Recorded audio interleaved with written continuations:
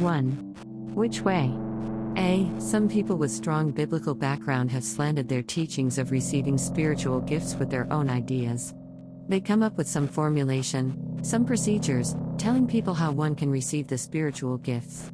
They even perform on stage giving the idea that God works in that ways. B. Nowadays, people find it difficult to receive the spiritual gifts. Some even get confused. Others dare not venture into it. In fact, they have been hindered by the so-called methodologies. C. Here are some Bible references. 1 Corinthians 12:1 NIV, 1. Now about the gifts of the Spirit, brothers and sisters, I do not want you to be uninformed. 1 Corinthians 12:7 NIV, 7. Now to each one the manifestation of the Spirit is given for the common good. 1 Corinthians 14:12 NIV, 12. So it is with you. Since you are eager for gifts of the Spirit, try to excel in those that build up the church.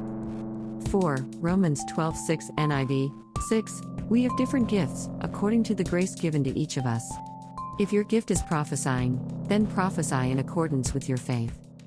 B. Romans 12:3 NIV, 3. For by the grace given me I say to every one of you, do not think of yourself more highly than you ought, but rather think of yourself with sober judgment, in accordance with the faith God has distributed to each of you. I. Hebrews 11:6 NIV, 6. And without faith it is impossible to please God, because anyone who comes to him must believe that he exists, and that he rewards those who earnestly seek him. D. Bottom line, we don't perform. God will do everything according to his ways. 1 Corinthians 12:11 NIV, 11. All these are the work of one and the same Spirit, and he distributes them to each one just as he, Spirit, determines.